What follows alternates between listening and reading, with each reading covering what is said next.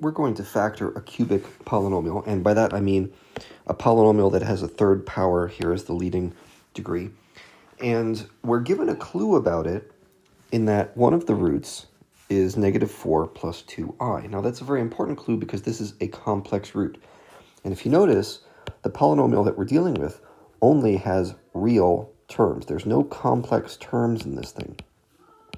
So that allows us to use the complex conjugate root theorem, which says if you have a real polynomial with a complex root, then there must exist another root, which is the complex conjugate of the first.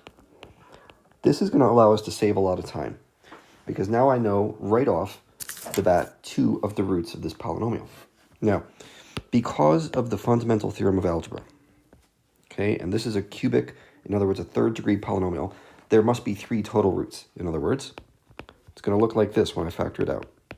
F of x equals x minus x1, the first root, x minus x2, the second root, and x minus x3, the third root. I don't know what x3 is yet. We're going to figure that out. But I do know x1 and x2. Okay, we've just talked about those. So let me write it this way. It's going to be x minus, and let's put in x1 right here, -4 plus 2i, and then x minus x2, which is -4 minus 2i, the conjugate of the first one. And then we have this x minus x3 thing. I don't know what that is yet, but we'll figure it out. Now, the way I like to do this problem is to avoid all rational roots theorem stuff whenever possible. I have a quadratic right here. If I multiply those two together, I'm going to get a quadratic polynomial. And that means I'll be able to just do some long division and we'll be done with this thing. Well, the way I'm going to multiply these together, you could go term by term, but I find this method helpful. Just bear with me for a couple of steps. If I eliminate the parentheses, I'm going to have x plus 4 minus 2i and x plus 4 plus 2i, right? We distribute those minus signs. I still have this x minus x3 at the back ends there.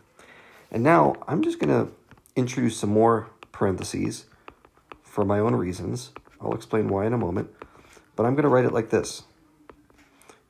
I'm going to put x plus 4 in its own little parentheses. And then the minus 2i or the plus 2i is going to go after that. All I've done is rearranged a little parentheses. I haven't actually changed anything in this latest step. Well, notice something.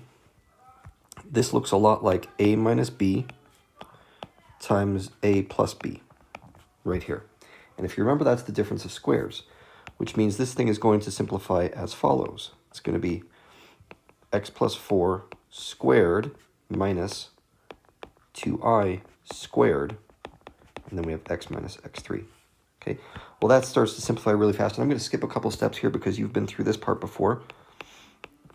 X squared plus 8x plus 16, and then 2i squared, and it's negative, turns into plus 4. Okay, x minus x3, and we simplify one more time and we get this. X squared plus 8x plus 20, that's an irreducible quadratic, and x minus x3.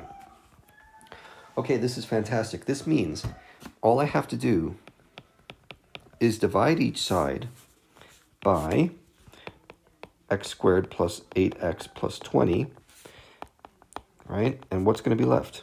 X squared plus 8x plus 20. Divide each side. These are going to cross out right here, and I'll have x minus x3, my final factor. So I think it's time for a little long division. First, let's grab f of x. What was that guy? Complicated. Okay, let me see if this will work. Let's just grab this guy and pull it down here. Oh, perfect. I didn't think so. All right, fine.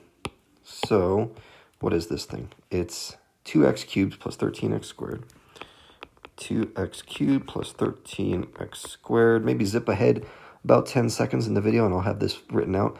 16x minus 60 plus 16x minus 60. Okay, I'm dividing that by x squared plus 8x plus 20. Okay, that looks a little scribbly, so let's try that again. X squared plus 8x plus 20. Now, the method that you're going to use for dividing is pretty straightforward. We're going to divide the leading terms. Okay, 2x cubed divided by x squared. That's going to give you 2x. And I'm going to keep this in an x column, x to the 1 power, because, you know, I'm like that. So 2x times x squared is going to make 2x cubed. 2x times 8x is going to be 16x squared. And 2x times 20 is going to be 40x.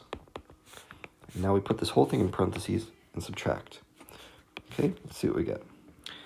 Well, those cross out, and I get minus 3x squared. And then, 16 minus 40, I think is minus 24x. I'm going to drop this minus 60 down right there. Okay, so we need to do that another time. Let's try orange now. I'm going to divide the leading term by x squared, and I get minus 3. Okay, now we multiply back down. So we get minus 3x squared, minus 24x, and minus 60. Put the whole thing in parentheses, subtract, and everything cancels out now, and I get 0. And that's extremely important. If you remember, this right here is called our remainder. And according to the factor theorem, if you have a remainder of 0, you found a factor, which means 2x minus 3 is our last factor right here. This is this guy. Okay, that's this one right there. So let's write this thing in full factored form now. I can write it this way. F of x equals the irreducible quadratic that we found using the conjugate root theorem. And then this latest term, this latest factor that we found using long division. Well, that's it.